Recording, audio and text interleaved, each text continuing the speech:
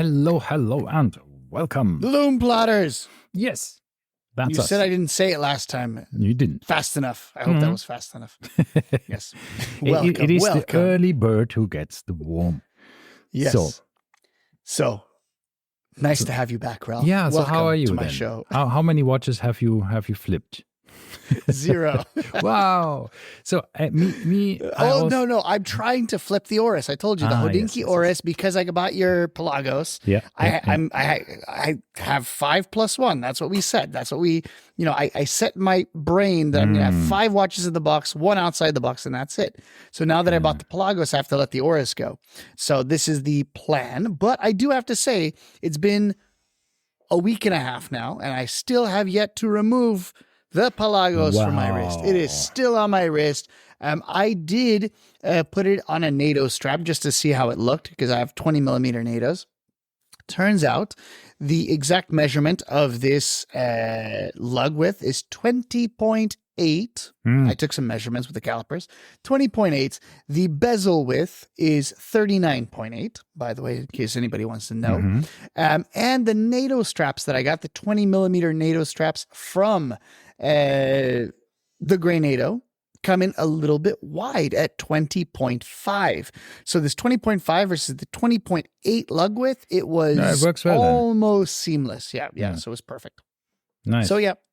And you? Well, I am a big fan, of course, now that I have the DUG, the Dougie, right? I'm still wearing it because it wears so well. It's so nice with the buffalo leather strap. It's so nice with a bracelet. Bracelet. I am wearing now my also new Panerai, the Beast. Panerai. The Beast. Titanium. And this titanium, on this cracked leather strap. It is a vintage. If it's cracked, you should glue it. Cracked leather. Huh? If it's cracked, you should glue it. So this came from that I ordered like a couple of years ago then, and when I first had this exact watch, from a guy in Vietnam who handmade these. And it looks really cool.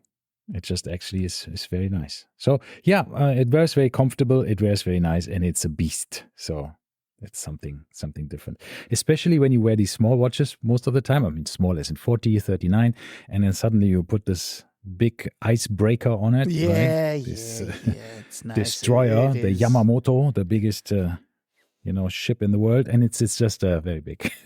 It is. I mean, once again, I see, and the Filipino community love Panerai, right? And they all have like 6-inch wrists, and I have no clue how these guys wear these. Full size 44 plus millimeter Panerais, and yet they all do. And I not just one.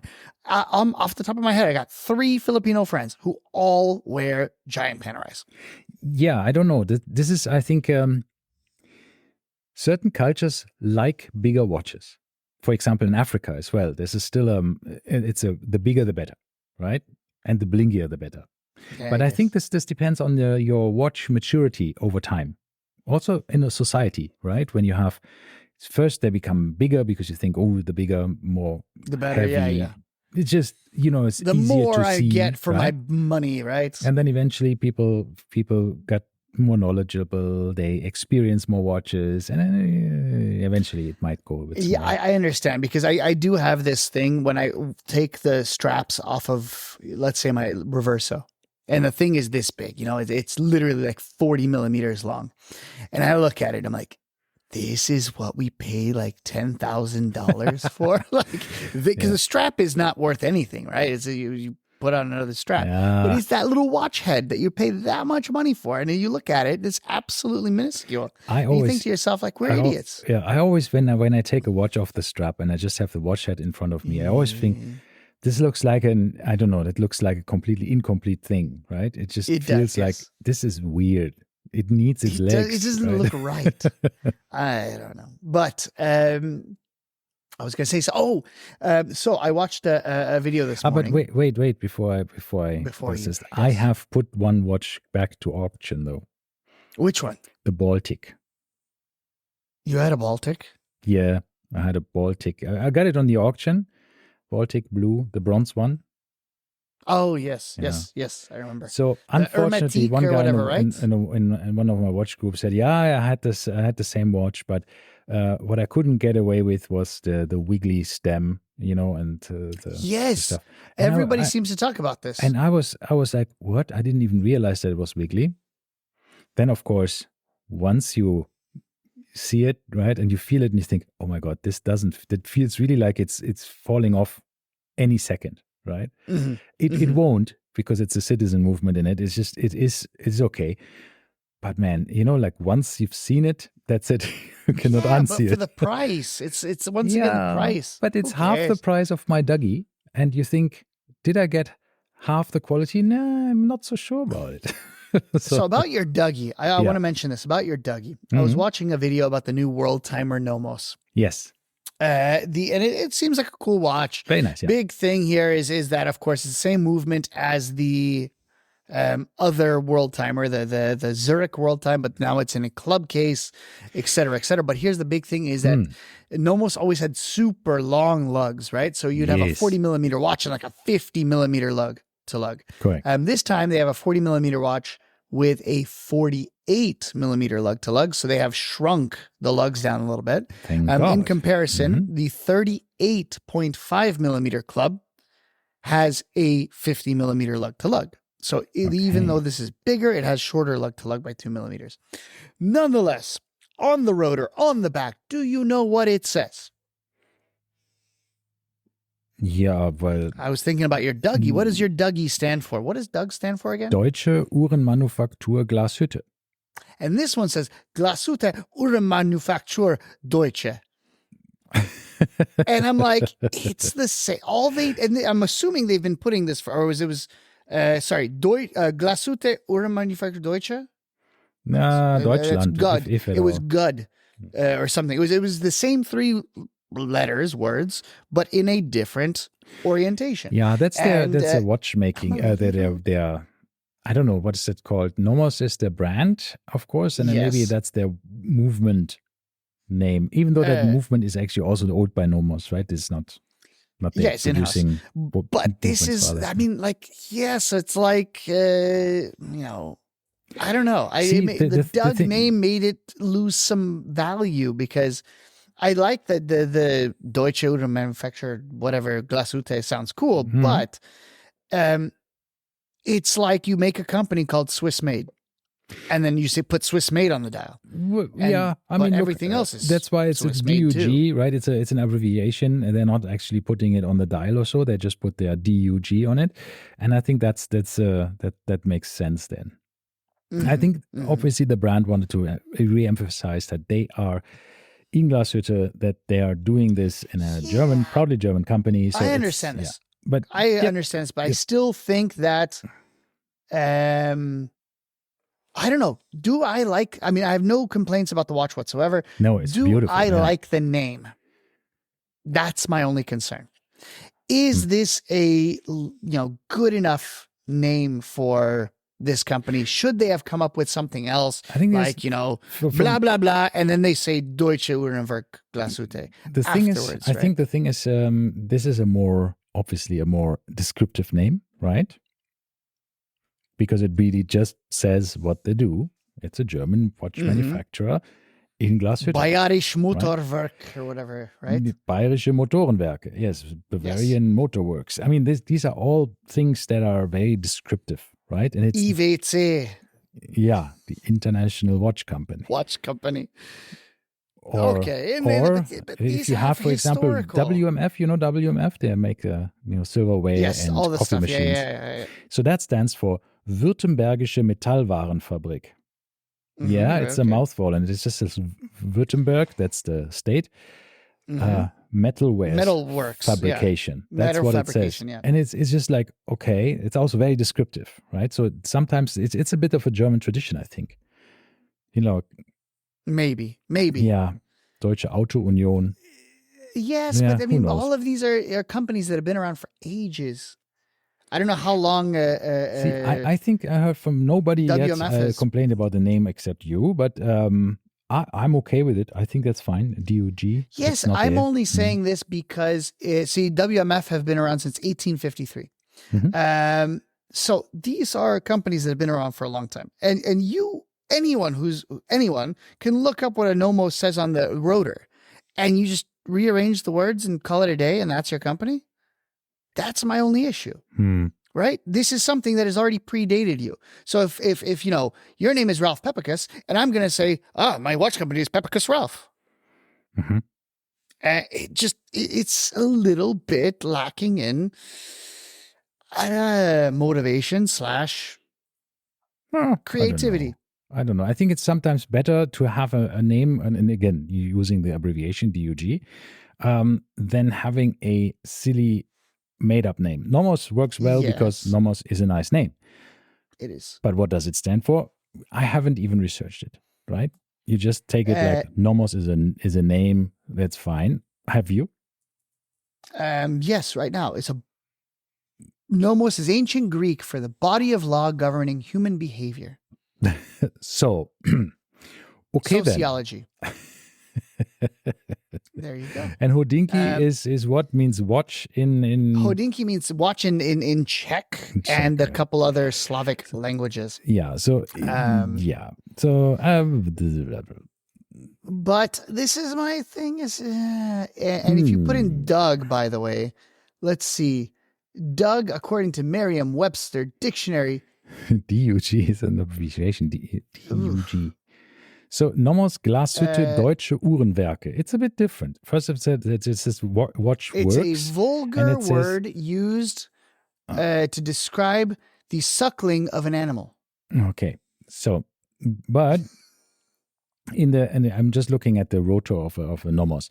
It says Nomos Glashütte Deutsche Uhrenwerke, which means yes. So Glashütte Deutsche Uhrenwerke is in there. It says Nomos Glashütte and then Deutsche Uhrenwerke. So that means, yes, of course, there's Glashütte in the name, there's German in the name, and there's watch works. But this is watch manufacturer, right? So it's a bit different. But yeah. What do you mean? Oh, yours is Uhren manufacture? Yes. It's not Uhrenmanufaktur in German. Okay, all right. So fine. it's a bit different. I will say, I thought it was the same exact. I said Uhrenwerk, no? No. It's Uhrenmanufaktur. Though I must say, look, this is the one thing that is not controversial, but of course they are fulfilling the Glashütte rules. Because if you put Glashütte on the dial, you have to do a lot of things that to fulfill this rule, right? So you have to have everything manufactured in Glashütte. You have to have, I think, 60% of the value generation in Glashütte. And again, the watch has to be made in Glashütte, so assembled in Glashütte. But they were able to get away with a Swiss movement, because it's a Celita movement, because they do so much customization to it, like the decoration, the perlage, and all of this stuff, which is handmade. And they put this on the watch, including the extra rotor and all of these things, so that they actually meet all the qualifications that they can call it a made in Germany watch, even though the movement is Swiss. So I'm here configuring my a Doug at the moment on their website. You paid €100 for a date window? Yes, you do. So if I take the date window out, would it have a ghost date? No, it does not, because they use a different movement. They use the do they use it? That's SW 400-1A and the 400-1B. Because when I click, it does not update the description. No, I checked with my friend who has the no date version. There is no ghost date. Because in both, they just say Celita SW400. Yes, both. but there are two versions of it, one with date, one without. And so they actually do take a different movement in this. Yeah, without the ghost date. So, which is pretty nice. Obviously, see, this is why I like it, because they really take care of all the little details, right? So even not having the ghost date, because so many of the watch nerds, I had comments on Instagram and on YouTube, and I said, does it have a ghost date if you have no date? Same as your question. And I had to check that, because I thought, I don't know, right? But I think I heard somewhere that they don't, but I wanted to confirm this. And they do not. You have the Type 1 or the Type 2? I have the Type 2, so with date. No, that's not what Type 1 is. So yeah, that's the dial. No, I have the Type 2 with date. So I have the numerals and not the stick indices. I have the numerals and the date. I went all in. I had all the extras ticked. Wow. Date and the bracelet, the two optional ones. Doug. Yeah, I know. Doug was I'm wearing it so much. kids' It's TV show. such a nice watch. I'm really, really super happy with it. I mean, the So- more I wear it, the more I like it. So that's really pretty incredible. Yeah. Well, anyway, I was just saying Doug was a TV show for kids on Nickelodeon. I know when we Dougie were growing Hauser. up. You know Dougie And Hauser? Dougie Hauser was another show. Doug was a cartoon. Dougie Hauser was the doctor, right? The young doctor played by Neil Patrick Harris, Correct. if I'm not mistaken, right? Yeah. I liked it when I was a kid. I don't know why I like this TV series, but I never watched it. no, I liked it. But anyway, all right. Wasn't my moving favorite, on. but I Let's liked talk. Let's go into today's topic because we've spent too much time 15 talking about minutes Dougie. for the wrist check. Your camera's still off for the last Oh, 15 it's minutes. again off. It sometimes switches off by mistake. I don't know why it does that. There we go. I'm just staring at a white page and I don't want to say anything. Okay, no. Hoping that you'll Do it, figure do it it. out, but you don't. Anyway, all right. Today, I have a bone to pick, Okay. as always. Another bone to pick. Didn't you? What was it we were talking about the other day? And you're like, no one could complain about something for this price. You had said, and I said I could complain about something at any price point. Yes, you are Chief Complaint Officer, the Yes. CCO. I don't know what it was we were discussing, but nonetheless. So I was watching a new Netflix series made by Box to Box Productions, who you might know for such hits as Drive to Survive. And now Oh. they have they had the Tour de France show, which was canceled. They had the tennis one, Breakpoint. They had a surfing one. They had the running one. They had whatever, however many. And now they had a horse racing one called The Crown. Mm. Or Chasing the Crown or something the Crown. Because, in the US, we have this Triple Crown, Horse which is the completion of the Kentucky Derby and whatever the two other. I watched it all in one go and I forgot already what the name of it is. There's two other, so 3 races in a row. They're all within the span of 5 weeks, and they have to, if you run all 3 and win all 3, you get the Triple Crown, which is extremely, extremely hard to do. Nonetheless, Mm-hmm. all of these owners of these horses and all of the The trainers, stables. the trainers and the owners of the horses themselves, right? Because the way these work is that you have these guys who are absolute idiots. I mean, 90% of them were absolute idiots. And they would have a bunch of money from some other form of income. Yeah. These are all kind of businessmen, right? And then they're like, oh, I need to divest my money. So they will buy horses. And then that's all that they do. That is their entire input, is they give money. Then they give these horses to a trainer. The trainer is the one that runs a stable. Yeah. And then this trainer does everything else, trains the horse. Then the trainer finds a jockey. And then the jockey will come in, and the jockey has no relation to the horse at all, by the way. He will run in like a weekend event, 8 different horses, right? So it's ridiculous how little there is in terms of coordination, like in terms of How well you know the horse. You're not spending. exactly. So I didn't know any of this, but nonetheless, what I did know is every single person that I despised in this show, like, and these absolute, you just watch them and you're embarrassed for them, right? You have this word in German where you're embarrassed for someone else. Fremdschämen. What is this word? Fremdschämen. Yes. Friend shaming. Fremd, not friend. Fremd. Fremd is foreign. Okay. Foreign embarrassment, basically. Yes. Word for word. This is, and what did they all have in common? Every single one of these people was wearing a Rolex Submariner. And I was like, I am so glad to have sold my Submariner. And I'm just sitting here, and it's like one after the other. And it's always a black Submariner date. And that got me thinking, right? What does your watch say about you? Because 90% of the time, I would even go further, 99.9% of the time I've ever seen somebody wearing a date Submariner, I have already judged you as someone who knows nothing about watches. And this is the Yeah, problem. the tendency is high, I guess.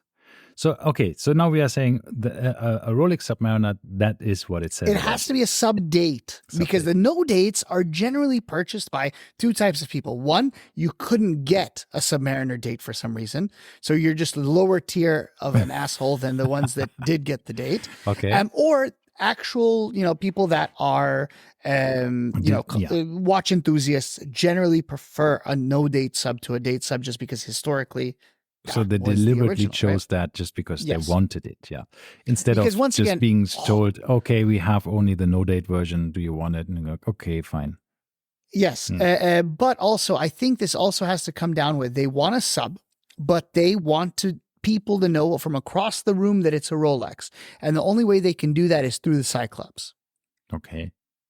So the people that don't know anything just know that they want a Rolex with a Cyclops. Yeah. So I think coming back to one of the things that I liked when I saw this movie, Ticking Time, was it called? I don't know exactly. Yes. The first one, the 10-minute movie that got me into the hobby so much. When Philippe Dufour, at the time when he was not really well known, said, I like my customers because they buy the watch for themselves. Because nobody in the world will say, oh, when they see the watch, you're wearing a Philippe Dufour, because he said, nobody knows me. Exactly. So, and so they're buying these watches for themselves to enjoy the technology and the watch. And this is the opposite of a Rolex Submariner, because this is the most common luxury watch in the world, I would say. I think we can agree on that, right? I mean, that's for men, obviously. It is. So that I'd be between that and the Datejust. Yeah. I don't know which one I would say is more. These days, it's probably more the sub from a what people aspire to want to have. The Datejust is a bit on the older side, where it used to be the Datejust, I think. Now it's turned into, okay, all right, I give you that. So this is the watch that people want to have because they have seen it so many times. They want to be part of the group. They want to have this kind of milestone ticked, right? They want to be part of that. And I see this a lot in these watch forums. There's people very vocal about we Rolex owners, we Rolex people, right? Blah, blah, blah. And they have just one watch, which is a sub. And is one of the cheapest Rolexes you can buy. And you think, hey, why do you? I mean, they really. It gets even worse if you bought a two-tone one. That I would categorize that as even worse than having the stainless steel one, because that meant you could only get that one. That's literally all they had available to you at the time you went and bought this. But even regardless of how you got it, right? I feel it's like you are so, like.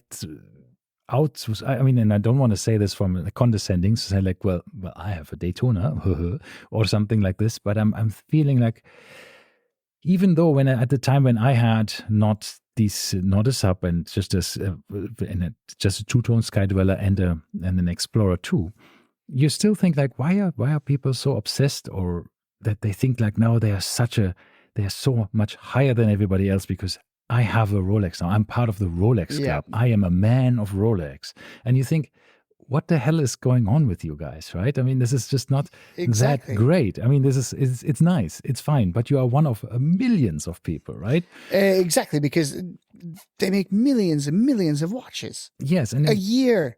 And then there's people with a watch collection. They might not have a Rolex, but they might have way better watches than you have, right, in their collection. And you still think you're better just because you have that one Rolex. And it always comes with this attitude, right? To me, it seems like anyone that is generally wearing one of these, there's a few exceptions of Rolex. We're obviously not talking about vintage. I think with anything that is pre-ceramic, in terms of sub, that's a different category, right?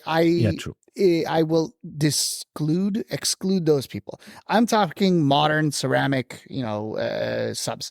And generally speaking, these guys, I told you about the story in Fujairah at the Fairmont, checking in. I have my sub. I had just gotten it, super excited. Tell the guy next to me, I like your sub. And he looks at me and says, what do you mean this is a Rolex? Right? They don't even know what it is at some point, right? They just kind of know that it's the Rolex that they're supposed to have. For instance, my first sub that I had was a sub date. I sold that one to Holiday Timepiece 360, and I got more than what I paid for it. But the directions someone gave to Holiday was, I would like a black dialed Rolex with a turny bezel. That was the entire instructions given to Khalid. And Khalid knew that I was selling this watch, so he contacted me. But he said it could have been a GMT, it could have been a sub. The guy had no care, so long as it had a Cyclops and a black dial and a rotating bezel. Yeah, so I think there's two things I want to mention. One of the things that I want to retract a bit from my statement, or just add to this, that even if you have just this one Rolex, you're still, of course, blessed. A very special boy. Yes, you are, because you were able to spend so much money on a watch, which is very unnecessary, right? Yes. So obviously, yes, it is a great achievement, and I don't want to take away from this achievement, right? But and once again, we're only talking about like 99% of people here, and I think these 99%, they're not okay. First and foremost, numbers wise, us sitting here as watch enthusiasts, we're already the 1%. Yes. We are talking about 99% because Rolex is not giving a crap about enthusiasts. They care about sales and sales figures. Therefore, it's everyone else who's buying these watches. If you are listening to this podcast, the sad thing is you're already in that 1%. Yes, you are not. I mean, this 99% will never have looked at a watch publication or listened to a watch podcast in their life. And that's kind of why they still have this thing in their mind. Like some people when they're asking, do you have, when I say I have a watch podcast, I think like they look at you like, talk about? And what are you talking about in the podcast? They know about watches, and like, is there so much to talk about? Like, yeah, there's a lot to talk about. Anyhow, so it's funny how the perceptions then change sometimes. So yeah, so you think sometimes we have these people who just want to have this watch. They've seen it so many times. And like with a lot of things that we see all over, and especially on people that we maybe aspire to or want to imitate to a certain extent, then you think, okay, I am getting that same watch and I will feel better. And they do. And it's great. And if it, whatever, right? I mean, after all, we see things we like, and that's normal. Right? The more you see certain things, the more you might want them. And that is okay. Here's the other thing that bugs me is we are, of course, and always will be Rolex fanboys to some level. And it's people like this, when you want to disassociate with them, that's what really sucks, is when you like someone, but then the people that you don't like, these obnoxious, loud, people that are buying this simply for a brand name and not to appreciate it for what it is. That is what bugs me. That's what kind of upsets us. But this drives us away from this. But this is why so many watch enthusiasts don't like the brand. Even while they are in their watch journey, they think like, no, Rolex. I will never buy a Rolex because I despise the brand because of the people who wear them. Very often that turns around once you actually experience a Rolex watch, right? A modern Rolex watch, and you think, they actually really know what they're doing because it's really comfortable, because it's really legible, because it's really nice to wear, because you actually look at your wrist and think that is meant to be there. So then they turn around, like me as well. I really didn't want a Rolex in the beginning because I thought Rolex is pretentious for pimps and it's not my thing, right? It's just not my thing. But and watching this show, by the way, this is exactly the look of the people who are these pimps. And I'm just like, oh God, it's so embarrassing. So this is the problem is I was the same way, right? My first watch, I wanted a sub. And I bought the Tag Heuer Aqua Racer because I was looking at the price. I'm like, this is, at the time, like half price. But you're getting essentially the same look of a watch. And I thought to myself, why would anybody pay more? And then eventually, I got the Tudor Pelagos. And then I was like, ooh, where? And that was a little step above the Tag Heuer. And I noticed how well it was made. And that's what kind of... Because I said to myself, I'm never going to have a Rolex. The Tudor is the thinking man's Rolex, is what I had said. And then I finally said, okay, screw it. I'll buy the Rolex. I bought the sub, and it was amazing. I was unbelievably, enchanted by it. enough so that I bought a date just afterwards. And then I realized, the sub is a little bit flashy and big. So I said, okay, let's get something else. Got the Explorer, and then I sold everything else, right? But once again, I'm looking at my Pelagos on my wrist, which is theoretically the same as the sub. Mm-hmm. In terms of design style and things like this. But I look at it and I think, it's a little bit under the radar version of the sub. It's not blingy. There's no polished parts of it. And that to me means it's a little bit, under the radar is better for me, right? That's what I think. Yeah.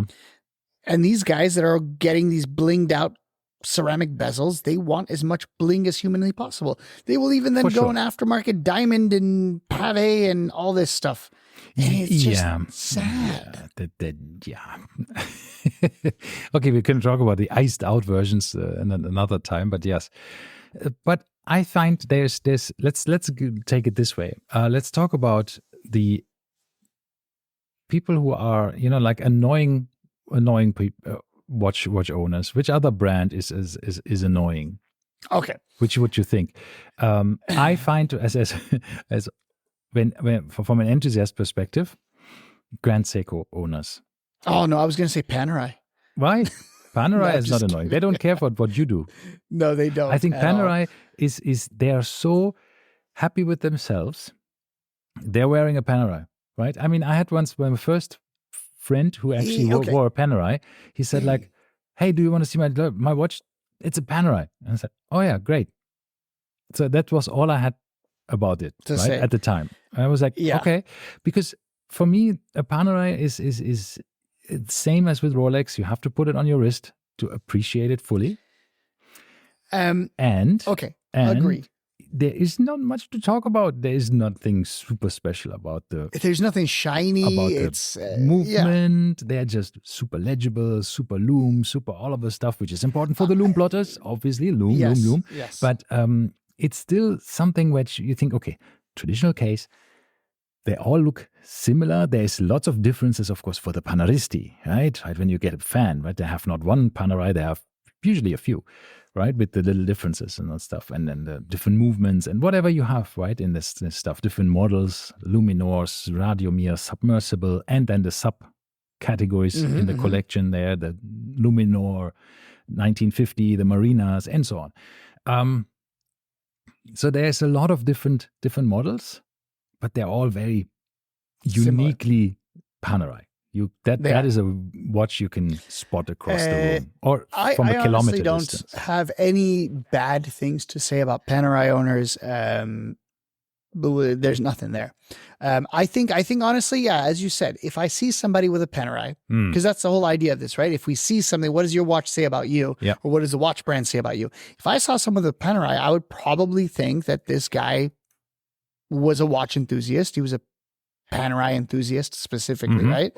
Because I think there's a lot of people that made this decision. This is especially back in early 2000s, I would say, 2010, pre-2010, so kind of around that time point.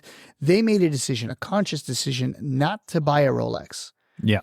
And instead, they chose to buy a Panerai. And I know a few guys that did this, and they did this because they said, Rolex is not for me. Yeah. And Panerai was the anti-Rolex. And Panerai was so hot. It was basically predating the Rolex hype. Because you couldn't get as many, because there were not as many. They went up in price, right? You just getting one was a challenge, right? Before that happened to Rolex, actually. They had this moment of complete explosion over, I think, 1.5, 2 years, where Panerai was the hottest thing in the world. In the watch world, right? And that was pre-2018, I don't know when it was, 15, 16, something around this time, 15, 16, 17 or so, where they had their boom, the absolute boom of Panerai watches. And they went up in price like crazy. It was really, really an interesting time. So, talking about annoying people again. Okay, you said Grand Seiko. I said Grand Seiko. And I mean specifically the Grand Seiko watch enthusiast, because I feel in the watch forums and all of this stuff, you bump into a person who is a Grand Seiko fan who definitely, if you don't own one yourself, will tell you everything you don't want to know about Grand Seiko and why they're better than Rolex. Yes. And you think it's a bit like these Omega fans, and I think that we can basically put them together. We'll get to Omega fans in a little bit. That it's coming. But this has a characteristic that you very often also find with Omega people, coming from a bit of an insecurity because the brand is not as powerful, trying to explain that the watch is a better watch from many aspects. For XYZ reason, yeah. Yes. And Jeremy Clarkson said this in Top Gear. He said, if you drive a car that you have to explain, then it's not cool, right? So for instance, in my case, right, I drive a Ford Focus and you're like, but it's the fast one. And you have to, give an explanation, right? It no longer is cool, right?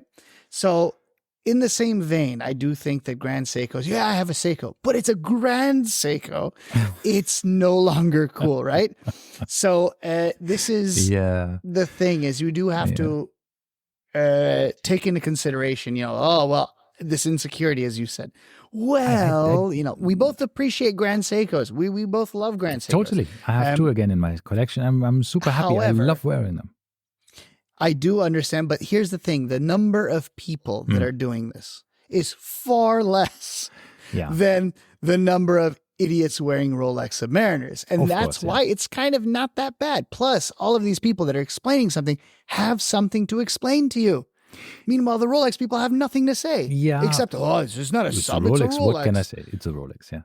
I mean, there are also as well enthusiasts saying like, but it's the Rolex, the new movement, do this, do that, and Siloxy and whatever, what have you, right? But it's not really happening that often with Rolex. I think with Grand Seiko, if you're in the wild and you see somebody wearing a Grand Seiko, the off chance that you do, which is, by the way, I've never, ever in the wild outside of watch meetups or watch gatherings, seen somebody wearing a Grand Seiko. And for that reason, have you? Yeah. And did you talk to them? No. I mean, it was somebody was walking past me in the airport and I was like, what, a Grand Seiko? Because no one buys a Grand Seiko. Like, I do not know anyone who's not in the watch world that would go and pay this much money for a Grand Seiko. I know, it's tough for a lot of people.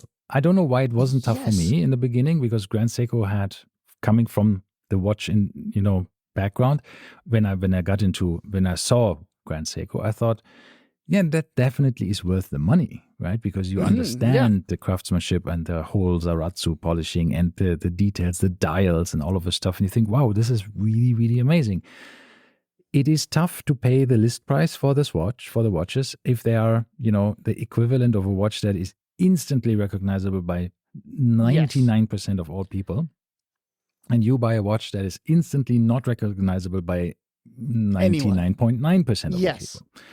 So, but does it look good? Does it make you feel nice? Does it, is it bringing you happiness? And then it's fine.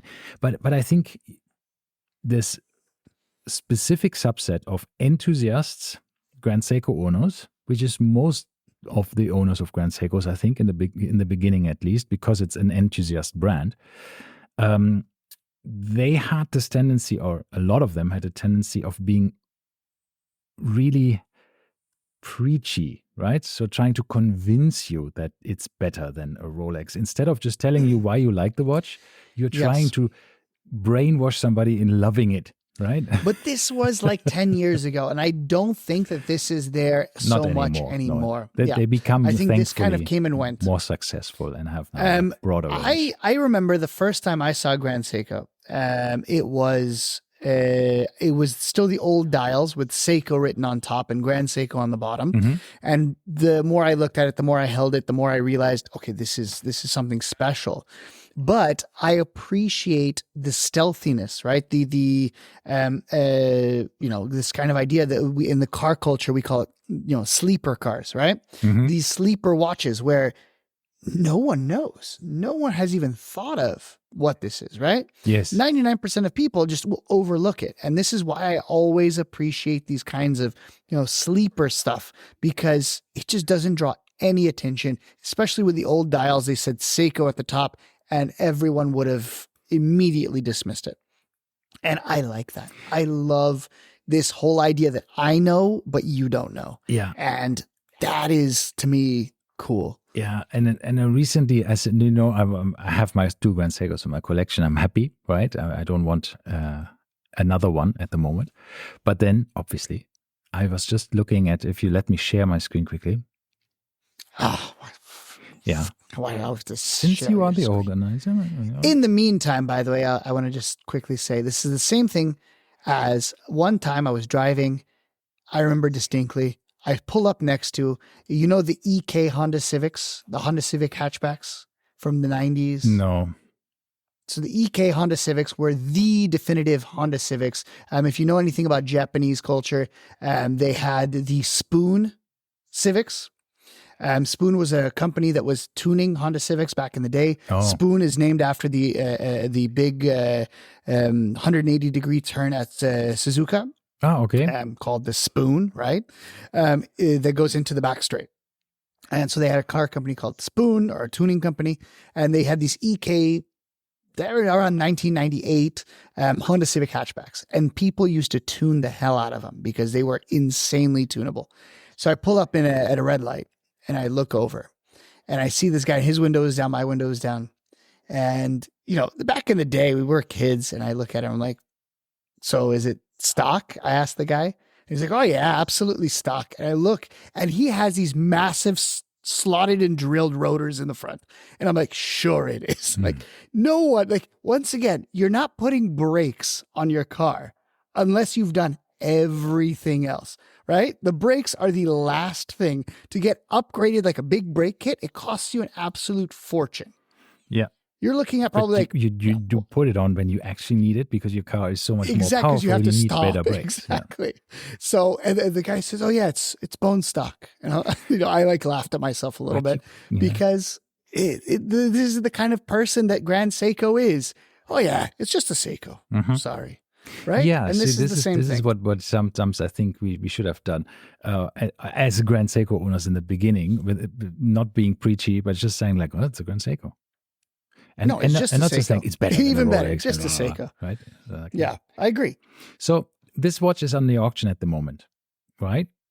Yes. And this is a watch I wanted to have. I was hunting. This is the ultra high accuracy quartz. Correct. And it's because it even has a transparent case back to see the quartz movement. With a battery. Yeah, it's with so the cool. battery in it. But you see that there are 3 bridges. They're blued screws, and it's being with chamfered edges, and it has these, not Geneva stripes, but whatever, Tokyo stripes. Tokyo stripes. And it's a limited edition. It's as you said before, it's a high accuracy because it has this star here on 6 o'clock.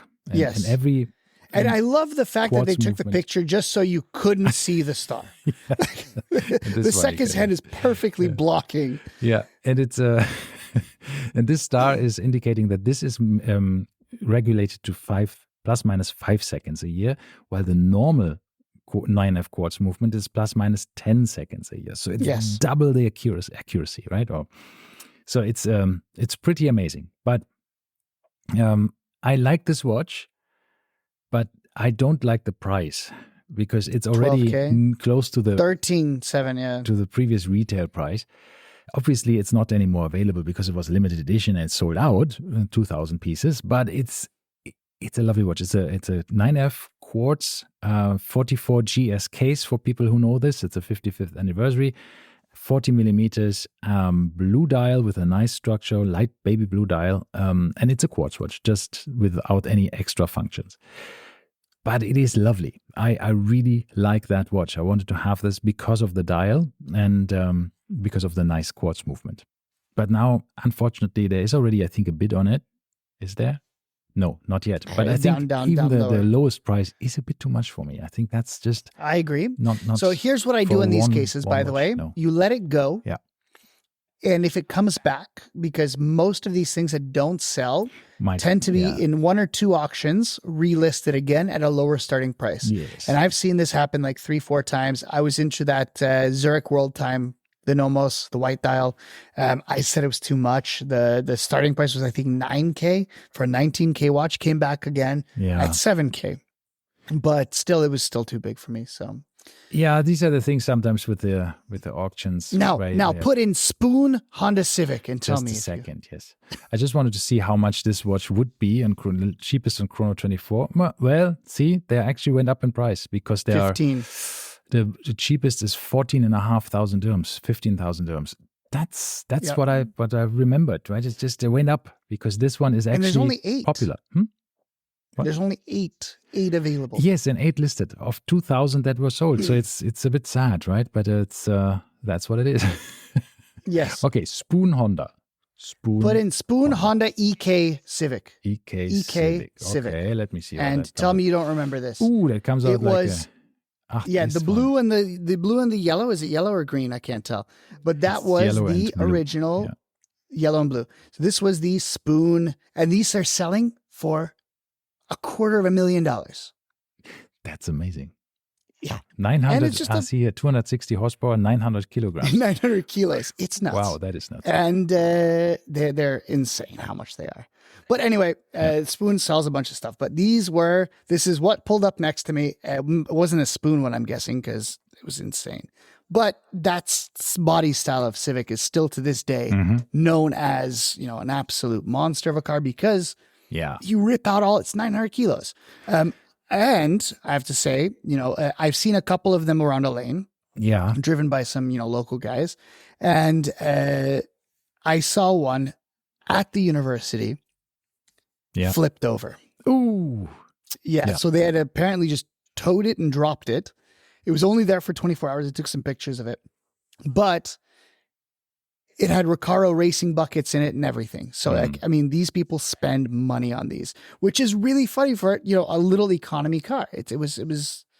Yeah, but nuts. tuning is that's the achievable tuning because you are starting with a car you can buy and drive every day Yes. because that's it. You don't have a project 2 cars car, or right? more Because cars. Yeah, people who start exactly. with this car and start tuning it are usually younger people. They don't have so much money. So that means you are basically buying the car to use it every day, but you have your car guy, so you want to tune it and make it better, and you put in some visual stuff first, and then you start with the technical bits and pieces when you get deeper into the rabbit hole, and then you have the suspension. Here's the kits issue. and Here's the issue, bigger Ralph, with this. wheels and the whatever. Yeah.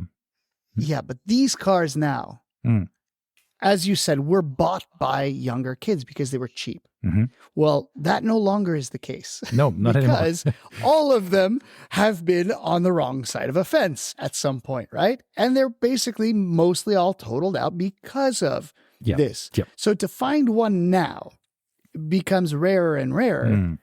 And now it's older people, my generation, that are reminiscing about what we had back in the day. 100%. And this is why people are going back because, of course, now no one's tuning it's these. nostalgia, of course. It is. Like, It's absolutely. And now you have the money, and you think like, oh man, I want to go remember back and buy all that the car, things I couldn't do and when I you was a see kid. it, and you think, I could buy this now, and I could do everything I always wanted to do to it when I was a Yes. kid.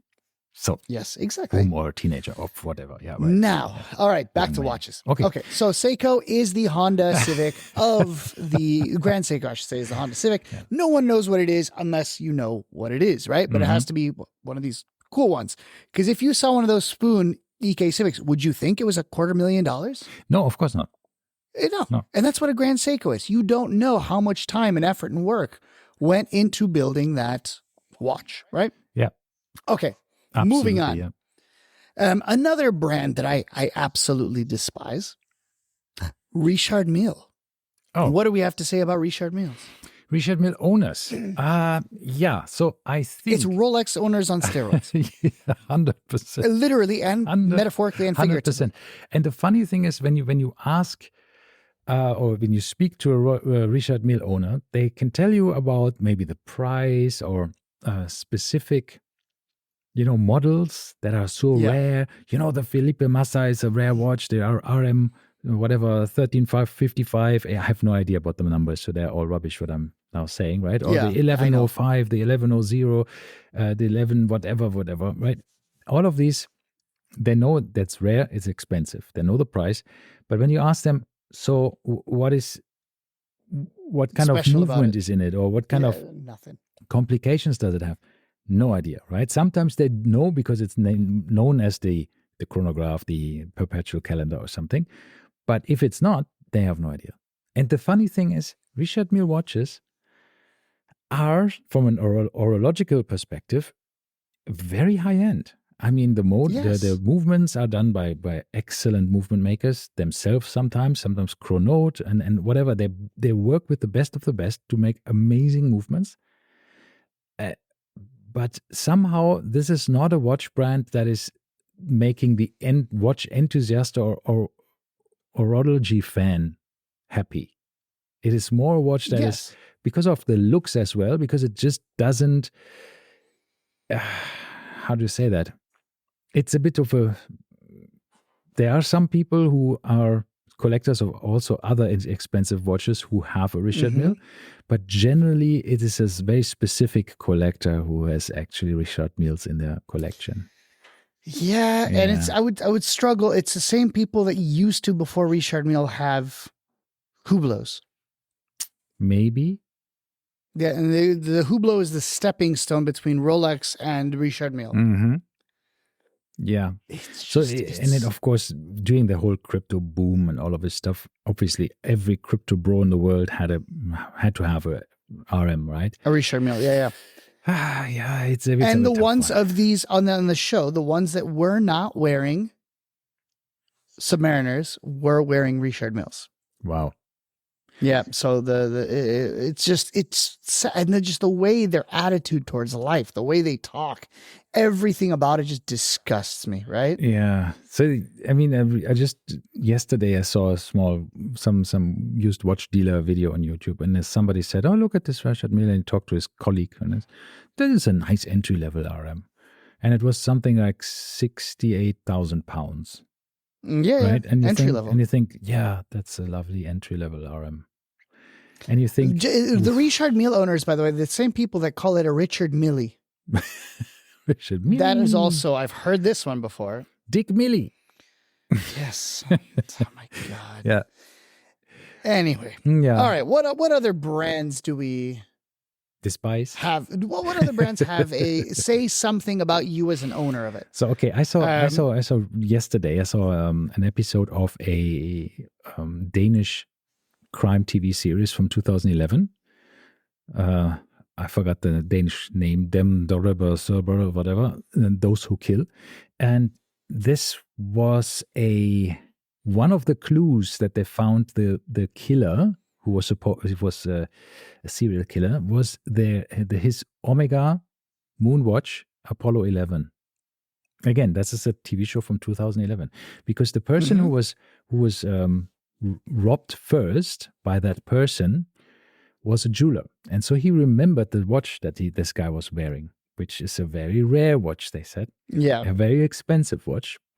And then they figured out in which fitness center he went, and in this fitness center, nobody remembered him, but somebody remembered a guy with this kind of watch, right? And he said, he bought it for his 30th birthday, and he was bragging about it. And this person who remembered it wanted to have one of these watches for himself, but it was too expensive. And I thought, this is a country that is relatively well off, Denmark, right? So the average income is pretty high. And yet, a luxury watch, especially in 2011, was something very, very rare that even in our circles, normal Speedmaster at the time was considered to be such an incredible luxury purchase, right? Yeah. But what I wanted to talk about was the brand Omega, because Omega has a bit of a tendency to sometimes also over-explain why they have a Omega, right? Why they have a specific edition of a specific thing that is, right? Because I have to say, if I see someone with a Speedmaster, I don't think Speedmaster people really do over-explain. Okay, we go into the whole moon thing. Like, oh yeah, this is the Moonwatch. Why is it called the Moonwatch? Blah, blah, blah. I've told that story 100 million times. But I think most people are interested in that because it's not about the watch itself. It's about history, a period of time. Story human history. Yeah, it's a story. Absolutely. It's a lovely story. Now, when you tell me about your new James Bond limited edition, blah, blah, blah, Seamaster, right? That's where we're like, or the Tokyo 2024, blah blah. Not Tokyo, Paris. Sorry, 2024. Seamaster. No one really cares. Yeah, see, it is like, the Aquaterra Railmaster. Is it called Aquaterra? Yeah. No, it's a no. It's called the Seamaster Railmaster. Seamaster Oh, yeah, Railmaster. that's a lot of masters. Very Seamaster good name. Railmaster. Yeah. That is one of the watches with the flat dial and just a print on it. That is very underappreciated by a lot of people. And so somebody... It wasn't discontinued? I thought it was discontinued. No, I think it's still there. I'm not so sure. But anyhow, I saw I somebody wearing it and I was like, oh, wow, you have the Railmaster. Can I see it? Man, this guy was happy as punch that somebody recognized this Omega Railmaster. And he's like, yeah, I really like the Railmaster, but it seems nobody else likes it. And I said, yeah, that's true. It is a bit of an underappreciated watch because of the simple dial, no applied indices. And it's a great watch, but people don't feel it is that nice. April 2024 it was discontinued. Oh, right. So a year ago. Okay. So anyhow, so this is it wouldn't be my first purchase, right? But it's a lovely watch, and I think Omega watches are wonderful. I really like them. I currently don't have one. I did own a few. Did I own a few? Not really that many, actually. But I had a Seamaster 300 and the Seamaster Diver 300. This is also so confusing with this. If you put in Railmaster, by the way, in Omega websites, I put it in and it said no results found. Okay. So it is gone. Yeah, so I'm a bit, what I like about Omega is when you Google for Omega and the serial number, not the serial number, sorry, Omega and the model number, you also find the ones that are discontinued because they leave them on the website. So when you Google for them, you can always find them. Yeah. It says no longer available. Yeah, it says no longer available, but you find all the details about it, which I really like.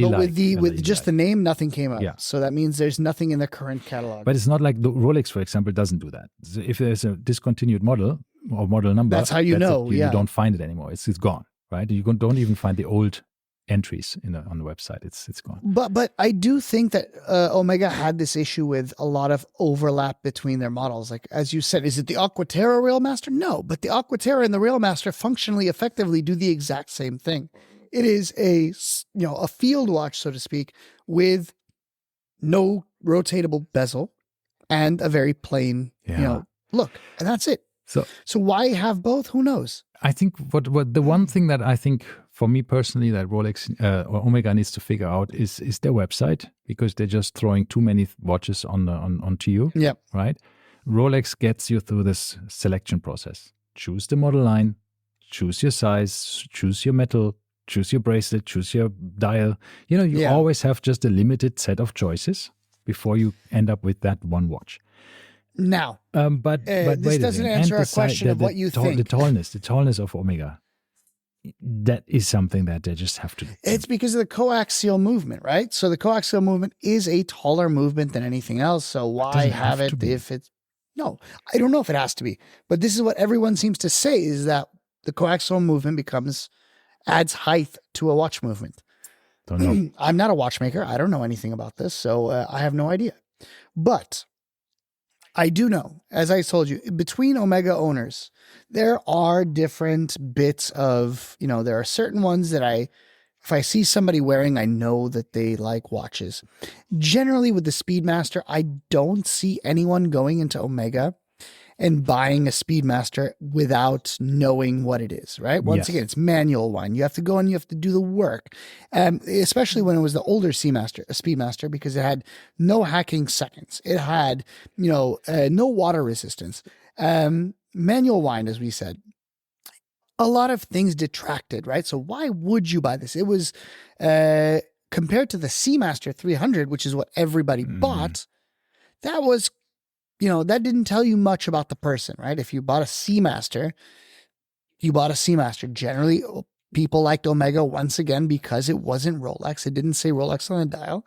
I remember my brother said this, that he did not want a Rolex because he thought it would bring a bunch of attention, unwanted attention. Yeah. So he wanted an Omega.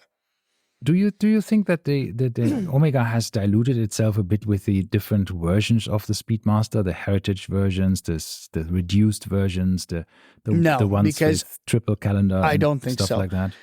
The reason I don't think so is because in the mind of an enthusiast, for me, Yeah, there is only one Speedmaster, and that's the Moonwatch, and that's it. not the 321. There's a bunch of other stuff that is still a Moonwatch. No, it's a heritage model in their lineup. Do they call don't call it the Moonwatch Professional. They call it the heritage. Okay, there's models. only a few. We'll say there's only a few models that we truly respect. The white dial is a little bit 50-50, right? It's actually a Moonwatch, but it's different. But it's I'll give it a pass, for this. But when you start getting to the 1957 Broad Arrow and like this nonsense, we don't call that a Speedmaster. It's nothing. It's some kind of random chronograph that Omega decided to make. And for these reasons, it's only a few Speedmasters that keep our attention, but the other Speedmasters, the automatic ones, are there for the everyman, right? They're there for everyone else to buy and enjoy. And I think when the everyday person, the non-watch enthusiast goes in, they're like, I don't want to deal with a manual wind. I don't want to deal with this. I don't want to deal with that. So they just say, I will buy the automatic with the triple calendar because, or not triple calendar, it has more features, right? I mean, there's like the triple calendar, the old one. It is a 7750 movement or based movement with is it? Or maybe not. I don't know what it was based. Or is it a 2892 based? I don't know. It's with added functionality on it. And it is an automatic, so you don't have to wind it. So that's all very nice, right? And has more features. So a lot of people think, why should I buy the manual wind, no date? When I can get all of this for less money, essentially, right? Yeah. And I see that you have been watching the same video that I watched yesterday, which is the ID guy's take on the best Speedmasters ever No, made. I didn't watch it yet, but it's... You didn't watch this?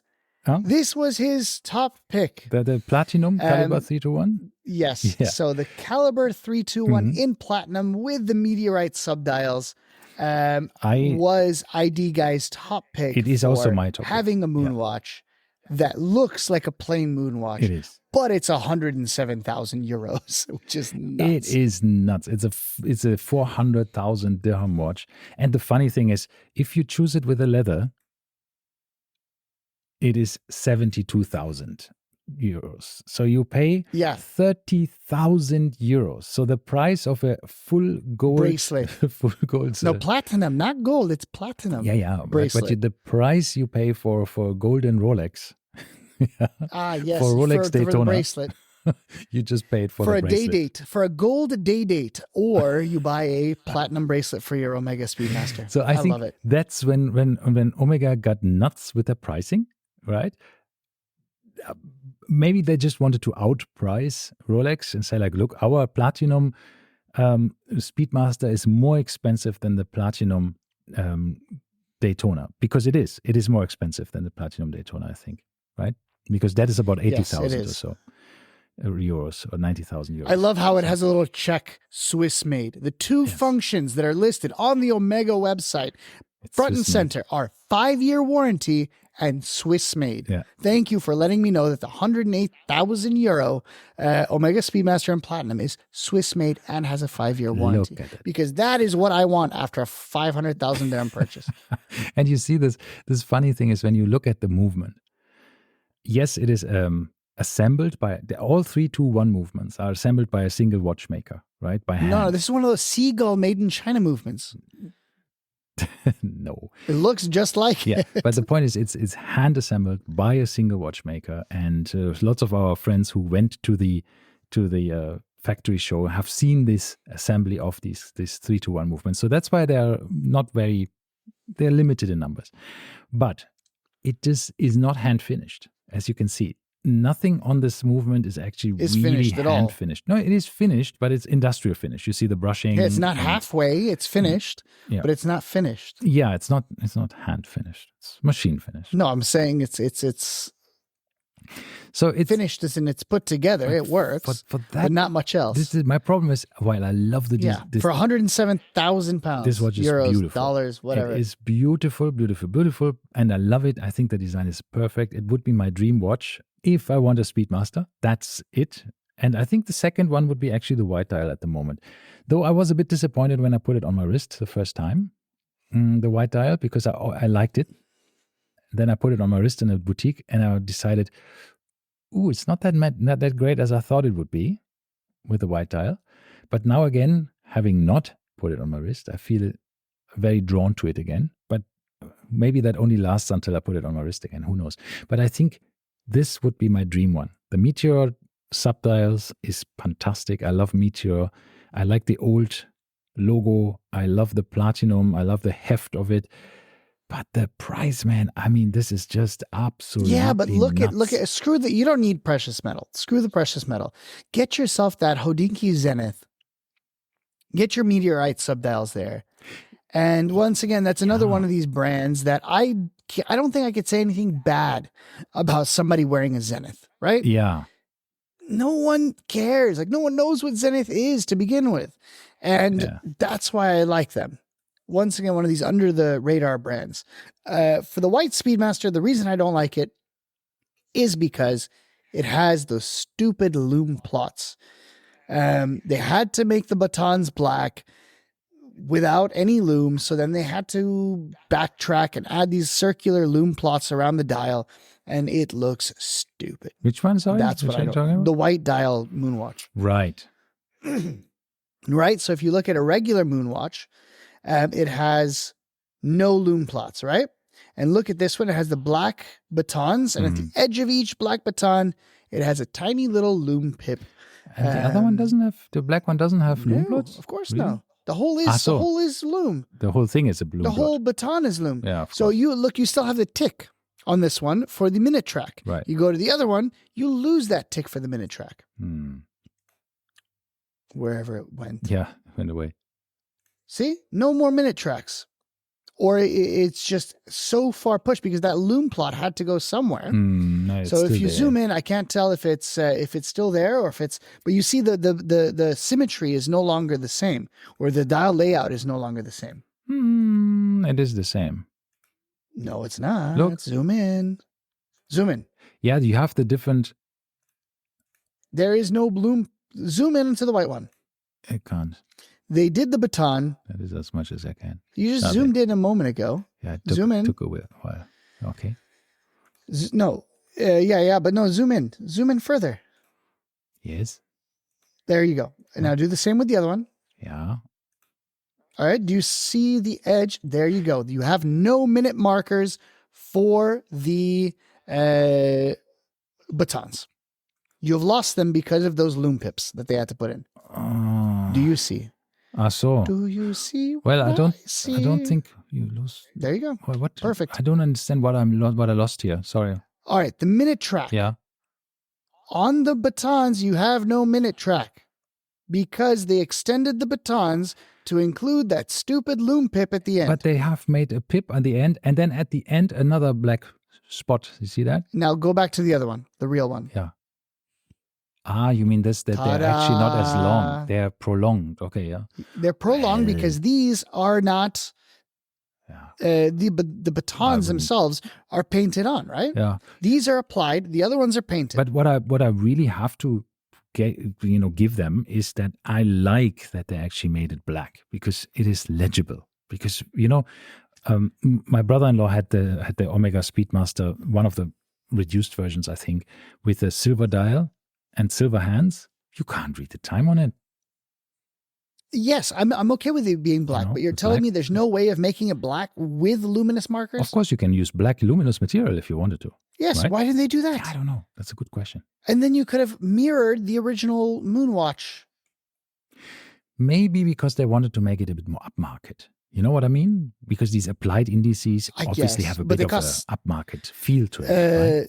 I guess, we'll give it to Who them, knows? But still. Nonetheless, that's something that bugs me about this is... and of course the price. I mean, look, this is the normal one. Okay, I think I guess. But this is the Hesselite. You have to compare Sapphire to Sapphire, same price. Yeah. Okay. So that's now Yeah, 100 euros more. No. It is 100 euros more. Is it? Oh, And yeah, it was you're right, always you're 100 400 dirhams or I thought you 500 said- dirhams more for the Yeah, white dial, exactly. because it had And so you for the applied, all the applied because markers, it had the applied markers and something else that it did have different. enamel dial, Yeah. or not enamel? Is it There was, I think, enameled or is three, it? three things that were different. Is it enamel or is it just? They have the red, Look at the red description. tip on the second hand that you don't have with And they the have white one. Speedmaster written in red. Speedmaster is also written in red. Yeah, exactly. And then you have That's not a different thing. That's still the same, right? You still have the same hand. You have the applied So- markers, and I think maybe something on the crown, but I'm not so sure about that. No. I don't Anyhow, remember. so that's that. That's that. But 9,000 euros. Anyway. though. Wow, that's expensive. I can't complain about any Speedmaster owners. I think all Speedmaster owners are awesome, and that's it. The end. No. Okay, Anyway, we've gone over again. We've gone through like 4 brands, but we will do a second part of this. anything else? Give me one more. What is No, another let's do a brand second that- part of that. We'll do a second part. Keep it at this. Second part, All right. and we'll get back to you with the remaining brands that we like or dislike the wearers of. You know, we're not talking about the brand here. It's mostly about the people that wear them. Excellent. All right. Speak soon again. Bye bye. Bye bye.